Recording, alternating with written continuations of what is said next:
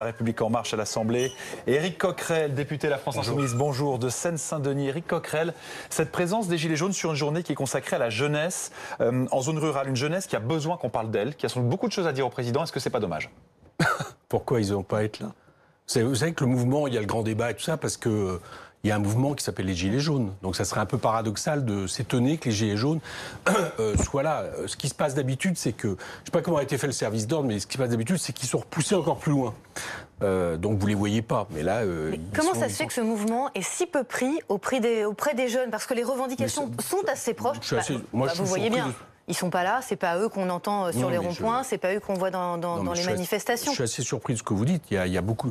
Aujourd'hui, par exemple, dans les manifestations parisiennes, les marches parisiennes, il y a beaucoup de jeunes. Donc je suis un peu étonné. Je sens de la même manière que il y a une adhésion encore majoritaire aux revendications des Gilets jaunes dans la population, si j'en crois les différentes enquêtes. Il y a beaucoup de jeunes aussi. Moi, je les croise. Les jeunes ne sont pas contre les Gilets jaunes.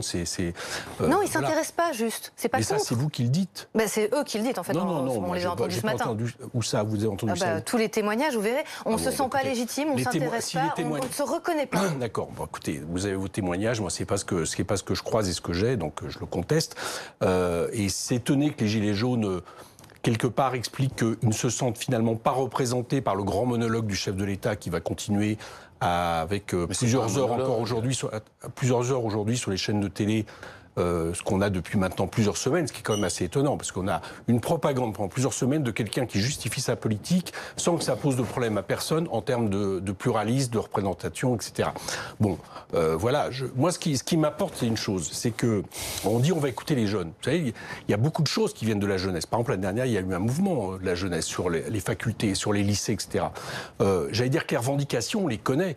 Donc la question n'est pas d'écouter avec une espèce de grande messe organisée comme va le faire Emmanuel Macron aujourd'hui, c'est de prendre des décisions qui correspondent aux besoins et aux attentes de la population. Et de ce point de vue-là, comme Emmanuel Macron a dès le départ dit qu'il ne sera pas question de revenir sur la politique engagée, je pense qu'on va vers des grandes déceptions de la part de ceux qui écoutent. Éric Coquerel, la présence de ces Gilets jaunes à chaque déplacement du chef de l'État. Bruno Kettel. Bon, j'ai dit Éric Coquerel, pardon, Bruno Kettel. Oui, vous l'avez dit que vous... ça rime.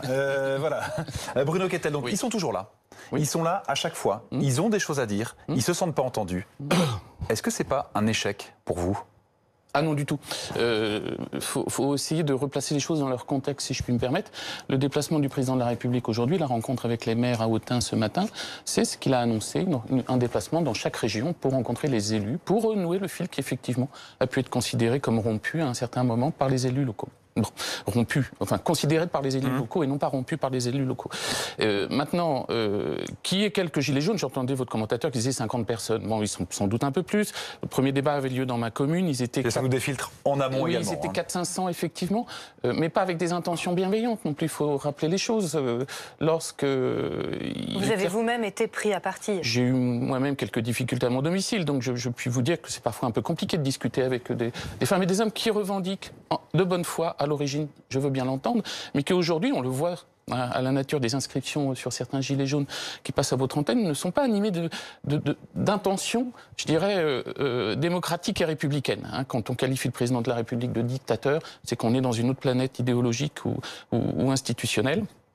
Donc peut-être que tout cela a été aussi motivé par certaines expressions publiques qui ont au début, je dirais, alimenté la machine à débordement. Là, vous visez votre contradicteur ou pas forcément lui, plutôt son chef, mais sur le fond, on en arrive aujourd'hui à une situation où le lien est reconstruit. On a un président de la République qui va sur le terrain alors qu'on lui reprochait de s'être isolé. Et on lui reproche aujourd'hui d'être dans le dialogue permanent avec une population qui est en attente légitime. Et j'en arrive à me demander qu'est-ce qu'il pourrait faire un jour que M. Coquerel, par exemple, dise « Ouais, tiens, c'est pas mal ce qu'il fait ». Par exemple, avoir une autre politique que le régime autoritaire que vous êtes en train de mettre en place et contre lequel même de plus en plus de vos députés sont en train de s'opposer. Non, mais vous inquiétez pas. Je vous donne un exemple, parce que la question Macron-dictateur, c'est peut-être aussi que ça illustre quand même un sentiment dans ce pays. Et ce sentiment, il est par rapport à une loi que vous venez de voter, qui d'un point de vue de l'état de droit est un vrai problème. Et vous savez très bien que c'est loin de France, qu'on est loin d'avoir seulement une dénonciation de France Insoumise. Mon collègue Charles de Courson, qui est un centriste, qui la semaine dernière à l'Assemblée a parlé à comparer ça avec le gouvernement Vichy. Je peux vous assurer que Charles de Courson, si vous le connaissez, c'est quelqu'un de très modéré. Donc, à un moment donné, il faudrait peut-être que vous écoutiez ce qui est en train de se passer. Vous me dites qu'il y a peu de gilets jaunes, mais vous savez qu'aujourd'hui, dans ce pays, maintenant, une manifestation fait craindre pour sa sécurité. C'est quand même un problème. Si personne ne considère aujourd'hui que c'est un problème, que le chef de l'État, tous les 3 jours, a le droit à des heures et des heures sur toutes les chaînes pour justifier sa politique en expliquant dès le départ qu'en réalité, il ne changera pas de politique et ne répondra pas aux revendications des gilets jaunes, ou plutôt qu'il décidera des points sur lesquels il accepte de discuter. Mais excusez-moi, mais ça pose quand même un problème démocratique. Et moi, je suis étonné que vous considériez de manière caricaturale que finalement seule France Insoumise, donc seul Jean-Luc Mélenchon, le chef, etc., ce seraient des gens à qui ça pose problème. Mais il y a de plus en plus de gens à qui ça pose problème. Non. Vous êtes dans la fantasmagorie permanente. Non, c'est pas de la fantasmagorie. Vous êtes dans une bulle. Vous êtes dans une bulle. Non, vous êtes en train d'entrer le pays idéologique. dans une grande difficulté. Et je pense que ça pose un vrai problème à la fois de régime, notamment par rapport à la Ve République. Je vais terminer là-dessus, sur le fait qu'on a maintenant tous les 5 ans une force qui gagne avec 20-23% des voix au premier tour, qui pense qu'à partir de là, donc on délégitime le président de la République, mais après, on peut absolument tout faire, et qui n'écoute pas. Vous êtes un déstabilisateur. Et ça, au bout d'un moment, ça bloque les choses. C'est ce qui est en train de se passer. L'actualité, c'est ce qui se passe à Autun en ce moment. Jérémy Père, vous êtes sur place pour BFM TV, où on attend donc le chef de l'État dans moins d'1 heure désormais. Il va rencontrer des élus. Mais ceux qui sont là avec un gilet jaune, ils aimeraient bien le rencontrer aussi. Ça va être compliqué. Absolument, parce que bien il y a un important dispositif de sécurité tout autour de ces quelques dizaines de gilets jaunes. Ils sont 50 vraiment au maximum. Ici, il y a des CRS tout autour. Il y a un cordon de CRS tout autour de ces manifestants parce que les consignes sont claires. Ils doivent les maintenir ici. On a entendu quelques policiers et gendarmes mobiles discuter. Ils doivent rester ici parce que ils sont tenus à distance du président. Ils doivent être tenus à distance du président de la République. La sous-préfecture, là où va se rendre le président de la République, se trouve à quelques centaines de mètres d'ici. Il y a donc ces CRS autour de ces gilets jaunes et puis après il y a des barrages filtrants tout autour des petites rues adjacentes qui mènent à cette sous-préfecture. Vous le voyez, il y a donc des gilets jaunes avec leurs revendications, le RIC notamment, des chants aussi hostiles au président de la République, mais on voit aussi des drapeaux de la CGT, de Force ouvrière, du syndicat aussi solidaire qui se sont mobilisés ici. Ils sont venus à Autun pour parler, essayer de parler au président de la République parce que ils avaient dans les jours précédents déclaré une espèce de délégation de 10 personnes qui devaient rencontrer le président de la République et finalement la préfecture et l'Élysée ont refusé que cette délégation ne rentre ici dans cette sous-préfecture. Pour l'instant tout se passe dans le calme. Un signe, c'est que vous le voyez, il y a des CRS qui ne portent pas leur casque. Tout à l'heure vous avez vu des CRS avec des casques, c'était pour que les 2 groupes de gilets jaunes puissent se rassembler en un seul. Tout se passe très tranquillement ici, donc à quelques centaines de mètres de la sous-préfecture. Bruno Questel, Éric Coquerel, on vous retrouve avec ce débat cet après-midi qui sera consacré à la jeunesse, une jeunesse qui a de plus en plus de mal à se sentir concernée, impliquée par la politique. Tout à l'heure, la présidente de la région Bourgogne-Franche-Comté disait que pour les jeunes, c'était étrange. Quand on regarde les chiffres de la présidentielle de 2017, 1 sur 5 seulement a voté aux 2 tours. Comment vous, tout parti confondu, vous les ramenez à la politique, vous les faites s'intéresser? En essayant de défendre des programmes et en essayant d'avoir une confrontation d'idées dans un cadre démocratique.